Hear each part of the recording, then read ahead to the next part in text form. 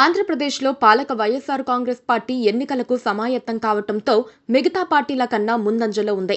ఎన్నికలకు పార్టీ కార్యకర్తలను సంసిద్ధం చేసే ఉద్దేశంతో 4 సిద్ధం సభలను నిర్వహించారు జగన్మోహన్ రెడ్డి. ఇక ఎన్నికల ప్రచారంలో దూసుకుపోవటమే మిగులుంది.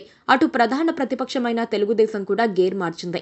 ఇప్పటికే జనసేనతో పొత్తు ఖరారు చేసుకుని మొదటి జాబితా విడుదల చేసిన చంద్రబాబు నాయుడు ఢిల్లీ వేదికగా బీజేపీతోనూ పొత్తు ఖరారు చేసేసుకున్నారు. పొత్తులపై క్లారిటీ వచ్చేయడంతో ఇక రాష్ట్ర వ్యాప్తంగా ఉమ్మడి సభలతో అదరగొట్టాలని కూటమి నేతలు భావిస్తున్నారు. వైఎస్సార్ కాంగ్రెస్ పార్టీ అధినేత జగన్మోహన్ రెడ్డి ఎన్నికల సమరానికి సంసిద్ధంగా ఉంచారు పార్టీని.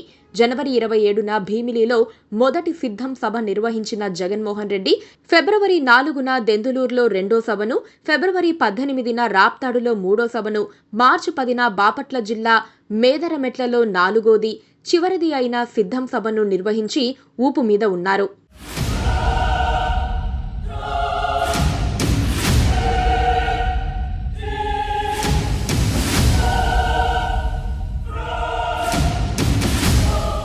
ఈ సభలన్నింటికీ లక్షలాదిగా పార్టీ కార్యకర్తలు, అభిమానులు తరలివచ్చారు. ఇక రాష్ట్ర వ్యాప్తంగా ఎన్నికల ప్రచారాన్ని హోరెత్తించాలని ఆయన భావిస్తున్నారు. ఎవరితోనూ పొత్తులు లేకుండా వైఎస్సార్ కాంగ్రెస్ పార్టీ ఒంటరిగా బరిలోకి దిగుతోంది. వై నాట్ 175 నినాదంతో జగన్మోహన్ రెడ్డి ప్రచారం చేస్తున్నారు. సిద్ధం సభలు నిర్వహిస్తూనే విడతల వారీగా అభ్యర్థుల జాబితాలు కూడా విడుదల చేస్తూ వచ్చారు జగన్మోహన్ రెడ్డి. వైఎస్సార్ కాంగ్రెస్ తో పోలిస్తే కొంచెం ఆలస్యంగా ఈ ప్రక్రియను మొదలుపెట్టాయి విపక్షాలు. వైసీపీకి పొత్తులు లేవు కాబట్టి, ఎవరితోనూ సంప్రదించాల్సిన అవసరం లేదు కాబట్టి జగన్మోహన్ రెడ్డి అనుకున్నది అనుకున్నట్లు చేసుకుపోగలుగుతున్నారు. అదే టీడీపీ విషయానికి వస్తే జనసేనతో ముందుగా పొత్తు ఖరారు చేసుకున్న చంద్రబాబు బీజేపీతో పొత్తు కోసం చాలా రోజుల పాటు నిరీక్షించాల్సి వచ్చింది.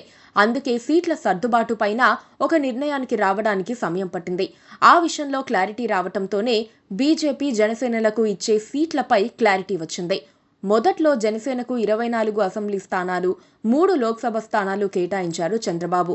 బీజేపీ పొత్తుకు ఒప్పుకోవటంతో ఈ లెక్క మారింది. బీజేపీ జనసేనలకు కలిపి 30 అసెంబ్లీ స్థానాలు, 8 లోక్సభ స్థానాలు కేటాయించారు చంద్రబాబు. అందులో బీజేపీ 6 లోక్సభ, 8 అసెంబ్లీ స్థానాల్లో పోటీ చేస్తున్నట్లు ప్రకటించింది. అంటే పవన్ కు ఇస్తానన్న 24 అసెంబ్లీ స్థానాల్లో 2 సీట్లు తగ్గాయి. అదేవిధంగా పవన్ కు ముందుగా ఇచ్చిన 3 లోక్సభ స్థానాల్లో 1 సీటు ఎగిరిపోయింది.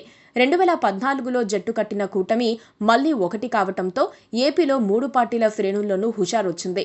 3 పార్టీలు కలిస్తే వైఎస్సార్ కాంగ్రెస్ పార్టీని చిత్తుగా ఓడించడం ఖాయమని కూటమి నేతలు భావిస్తున్నారు.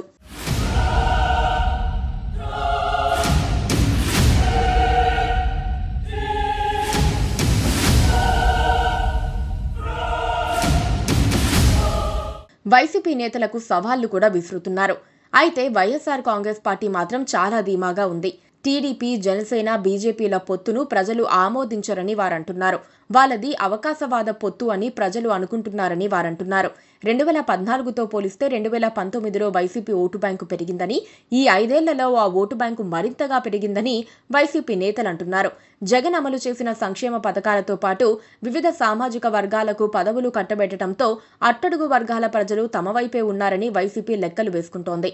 అందుకే 2019 కన్నా ఈసారి సీట్లు పెరుగుతాయని ఆ పార్టీ నేతలు అంటున్నారు. అది మితిమీరిన విశ్వాసమా అన్నది ఎన్నికల ఫలితాలు వస్తేనే తెలుస్తుందంటున్నారు పరిశీలకులు.